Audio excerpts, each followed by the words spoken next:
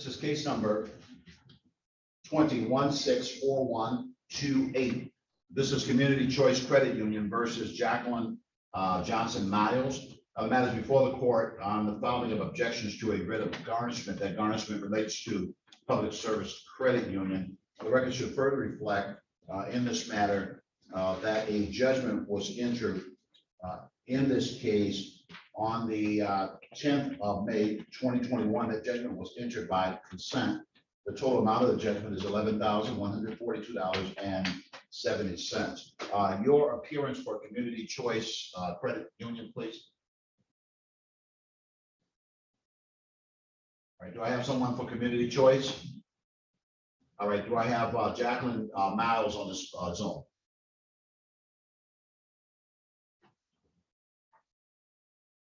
That was it.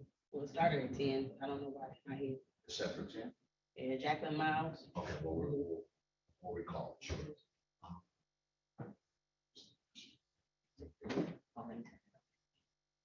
You want me to turn on the fan or you want me to?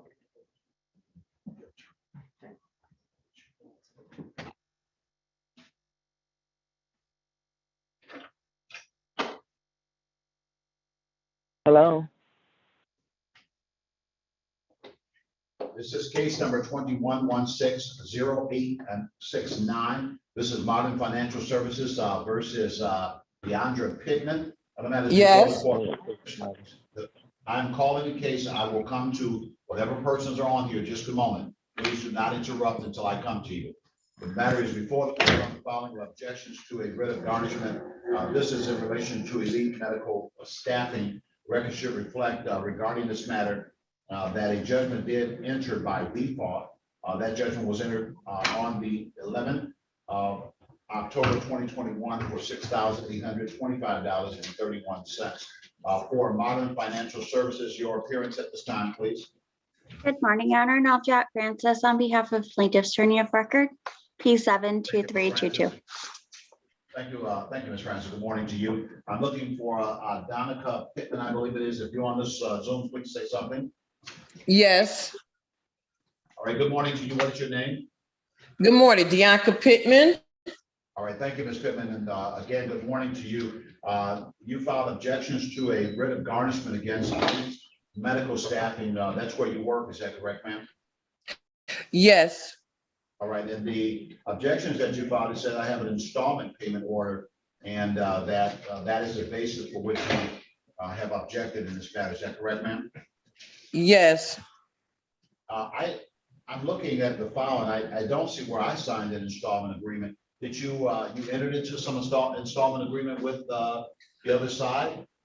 No. I'm the co-signer. Actually, it was my daughter's car. I co-signed for it. So she made an installment agreement and she pays $100 a month. So they want money from me too. So they went to garnish me because I didn't know nothing about making a installment agreement. She pays $100 a month. And so they went for me to garnish me. And I made, is going against the garnishment because I want to make a payment plan too, because I was a co-signer. I didn't know nothing about it, and I never driven that car. All right. Okay, well, co-signer, of course, unfortunately, a co-signer is the same as the main sign. When you sign, it means that you agree to pay the debt if it becomes something where the other person defaults, and that's why you are part of this, and that's why your name is on the judgment. That's why you. Yeah, I learned today. All right, now hold on just one second, Ms. Francis.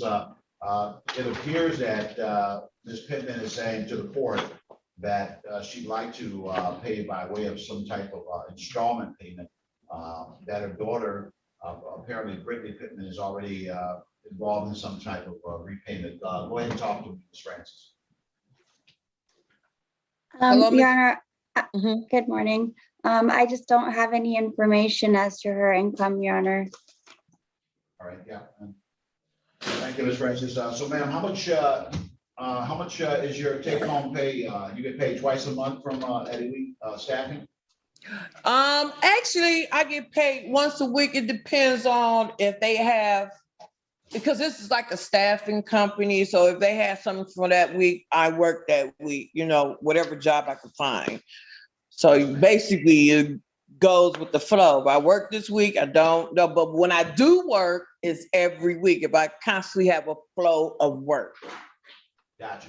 So usually how much money do you bring home, ma'am? It varies because I can just get 2 days a week, but usually I try to get at least 5 days of pay if I can. Gotcha. You know, the only thing I want to hear about right now is money. How much money do you usually bring home? Give me an average. I probably usually bring home probably at least $900 a month, I guess. Okay. Yeah. $900 a week? No, a week it might be just maybe 400 or 500 a week. No. Gotcha. That's what I was looking for, ma'am. Oh, All right, okay. I apologize. not a problem. How much money are you asking the court to allow you to pay on a voluntary basis? Because it sounds like the garnishment on this matter would be in the nature of $100 a week. So that garnishment would hit you for about $400 a month. Wow. I would never co-sign again. Never. Wow. They say never say never. Let me ask you, how much money are you willing to pay voluntarily on this a month? A month. I want to knock this out. Okay, can I ask a question before I give you that nature of what I need to pay a month? Do I pay my half of the 3,000? I pay my half and she had to pay her own the rest of it? Can it go like that? No, the judgment is against both of you. So the plaintiff doesn't care how they get their money. So because it's against you, Wow. if your garnish is just like it's yours, you can't even think of it as yours, mine, hers. You have to think of it that this is my debt. And you can talk with your daughter to try and figure out a way that two of you can attack this. But as far as from the plaintiff's standpoint, you're obligated just like she is. So, Okay. all right. So if you want to keep this off of garnishment, because that's what the objection is to the garnishment. I haven't seen a valid reason for the objection to the garnishment. Okay. But you indicated that you want to pay voluntarily. So I'm trying to Yes. figure out what is the amount that you like to pay monthly, and let's see if we can come up with something that works. It probably because I want to knock that out. Oh, this is You're gonna give me crazy. a number. I'm gonna pick a number. Okay. I could try $100 a week. I want to knock this out because this don't make sense. Crazy. That's just like being under garnishment. You Oh, sure it you can do? is? I don't know. I never done this before. What, All two right, a got it. month, $200 a month. All right, let me stop you for a moment. Okay, Miss Francis, 200 dollars a month. What do you think? I think that would be sufficient, Your Honor. Yeah, it's not unreasonable. It doesn't appear to be. All right, so what I'm going to do is I'll find that the objections are indeed invalid. I'll release any funds that are withheld to the plaintiff, and then I will grant a suspension of the writ of garnishment conditioned upon the payment voluntarily on an installment order. I will enter an order today. That order will require the payment of $200 per month. I'll make that first payment due on the 29th of this month. July 29th will be the first date upon which a payment of $200 would have to be paid. That payment would continue the last Friday of every month until the judgment is paid off. So long as the $200 is paid per month, the garnishment will be suspended. If there's a failure to pay the $200, then the garnishment will be reinstated. You understand, Ms. Pittman? Yes. All right. So you'll get a couple orders from me. You'll get an order stopping the garnishment. You'll want to take that to your employer, and then you'll get an order for the installment payments of $200 per month. I do wish you well. Thank you, Madam Councilor. Thank you, Your Honor. Can I ask a question? Very quickly, ma'am. If I can't pay extra a month, can I do that? Yes, you can. Okay, I was wondering. Do you know- Okay. Do you know where to make that payment to, ma'am? No, I don't. All right, I'm going to put you in a breakout room with Ms. Francis for just a moment so you can go over that. You get a notification from me to go to a breakout room number 1, and she can explain to you exactly where you want to make the payment, ma'am. So go ahead and click in where you see where I've sent you a notification there. Okay. Ms. Francis, do you have any other cases in front of me?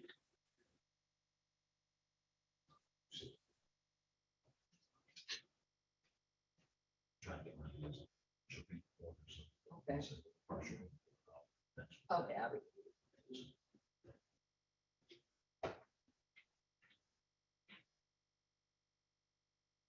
The court now is on record in 21-144-120. This is Anderson Medical Supplies versus City of Detroit. The matter is before the court, set on for a review on today's date. Your appearance for Anderson, please. Good morning, Your Honor. Oh, I'm sorry, I'm here for defendant. All right. Do I have, I'm just trying to see if I have counsel for Anderson Medical. I'm coming to the city in just a moment. All right, for the City of Detroit, your appearance at this time, counsel. Good morning, Your Honor. Charlotte Bennett here on behalf of City of Detroit, P8. All right, you cut off when you said your P number. Something happened then. Say your P number again. Sure, P85699. Okay, yeah, that came through real clear there. All right, Okay, and good good. morning to you. I don't know where the other side is on this. Can you give me any insights on what's going on here? Absolutely, Your Honor. So I did think that plaintiff's counsel was going to appear this morning, so I'm not sure where they are, but I spoke to them last week, late in the week, and we did exchange some settlement numbers. I am just waiting on my client to see if I can get some additional authority to see if we can resolve this matter. So I was just going to ask that if you could push it another 30 days, if you're inclined to do that. And I think that plaintiff's counsel would be fine with that based on our conversation. All right, very well. Thanks for the update, counsel. And I will go ahead and set it over. It looks like some progress is being made, and I can't see where 30 days would hurt that. So I'll go ahead and set it over. The next review date is going to be August 9th. August 9th at 10 o'clock a.m. August 9th at 10 o'clock a.m. Okay, thank you, Your Honor. Thank you, Madam Counsel. Good day to you. You too.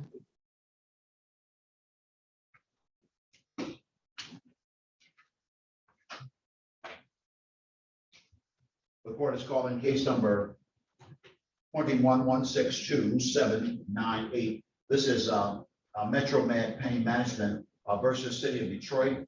The matter is before the court set on for a pretrial conference.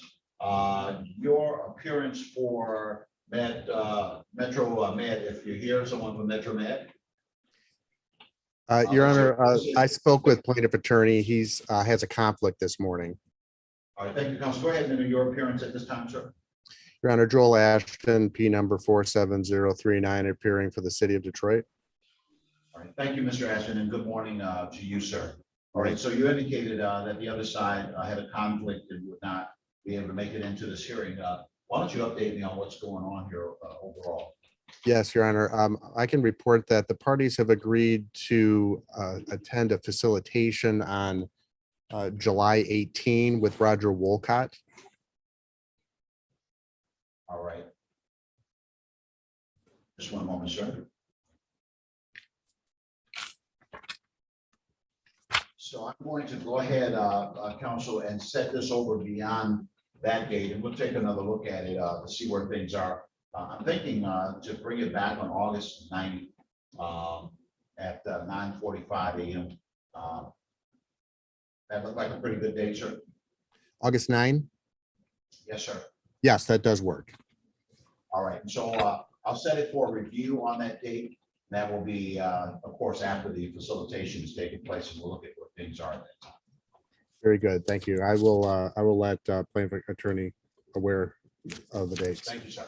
All right. Right, Good day thank to you.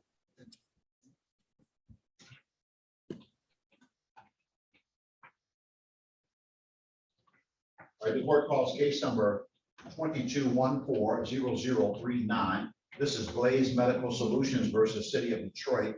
The matter is before the court, set on for a pretrial hearing. I believe there is a motion connected to this file as well. Your appearance for the plaintiff in this matter, please. Good morning, Your Honor. For the record, William Sloom, P41487, appearing on behalf of plaintiff for attorney of record Elias Moore. Thank you, Mr. Sloan.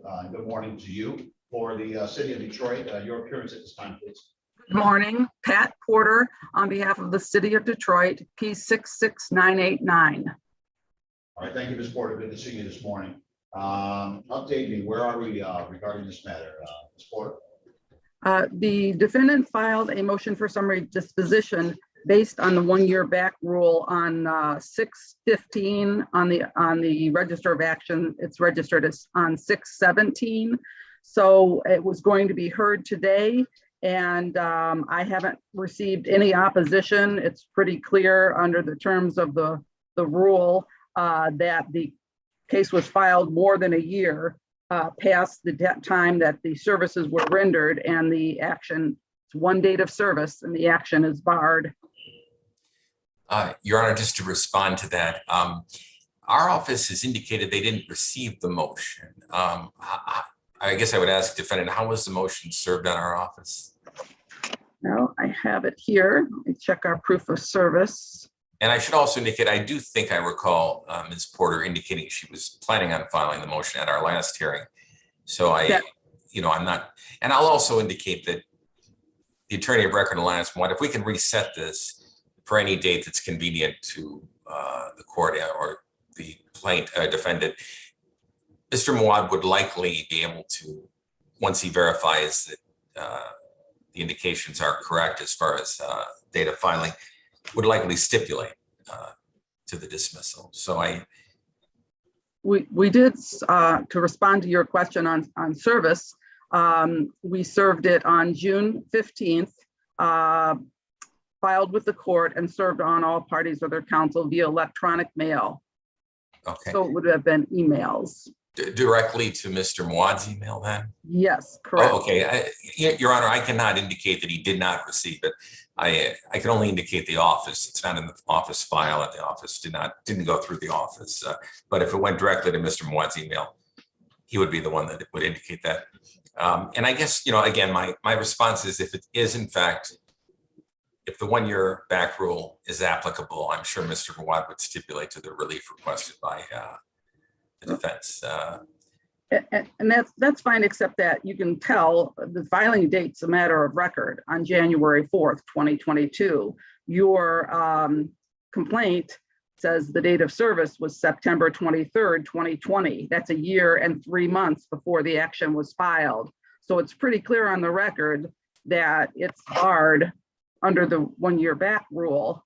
So I don't know that it really needs to be continued. I don't see there's anything that he could say that would change those facts of record. Yeah, my concern, I guess, is that he's the attorney of record, and I would like him to make that determination as to the applicability of the rule to his case. He's a reasonable person, and I fully expect that once he does that, it confirms that that is the case, he will stipulate without the parties having to actually appear on it for the court date. All right, I will take the motion under advisement to the extent that the plaintiff's counsel office has asked that they have an opportunity to take another look at this through the actual attorney of record on this file. I'll grant that occasion to do so. The motion is taken under advisement. It does appear in having read the motion that the critical issue here seems to be on all fours. So I'll take it under advisement and send it over. And we're going to do this in the week of the 18th. So it's the 18th. In August? No, July. Oh, 18 July. Oh. Thank you, Your Honor. And I will indicate. I'm sorry, I didn't hear the date. Yeah, well, I was waiting. August 21st is going to be that date. August 21st at 9:45 a.m. August Excuse me, 21st. July. Oh, good. July 21st or August? July 21st. July 21st, okay. And I'm sorry. We're all over the place. July 21st, 9:45 a.m. The motion is taken under advisement and the court will make its determination on that. Thank you, Your Honor. Thank you, Your Honor.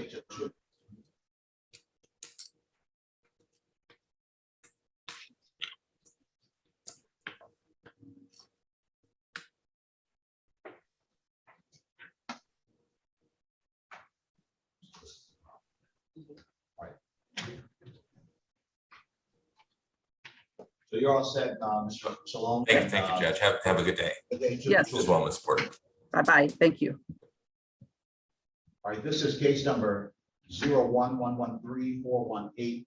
This is Robert Financial Service, Modern Financial Services versus Charles Nelson. The matter is before the court on the filing of objections to a writ of garnishment. The record should reflect that the judgment was entered in this matter on the 2nd of July of 2001.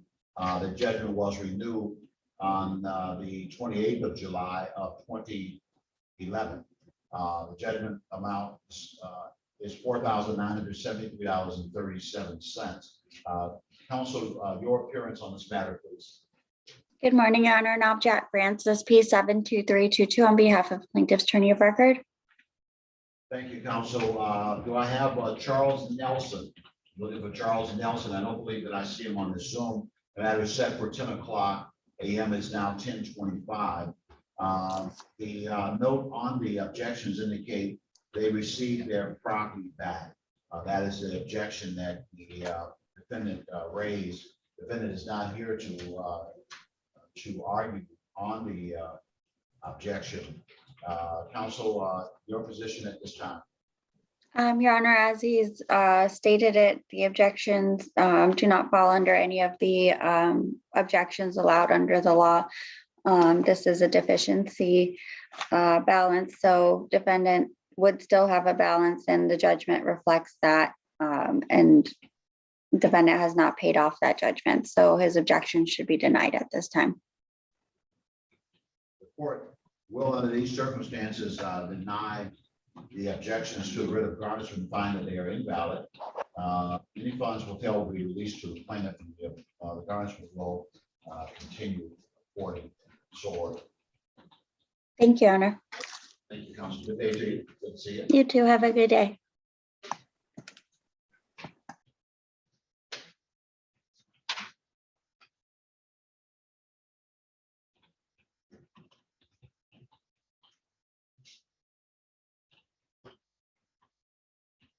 And regarding community choice versus Jacqueline Miles, it is set for today at 10 a.m. That is the case 21-64128. Community choice versus Jacqueline Johnson Miles. No one has appeared on the objection to the writ of garnishment.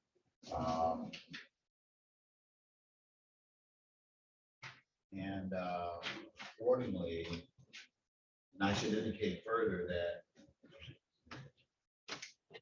there is no box checked on the objections to the garnishment. There is some information filled in where it looks like the defendant may have been saying that they have a partial payment agreement. I don't see a basis for the objection to this matter. Therefore, the objections will be denied. And the garnishment will continue accordingly.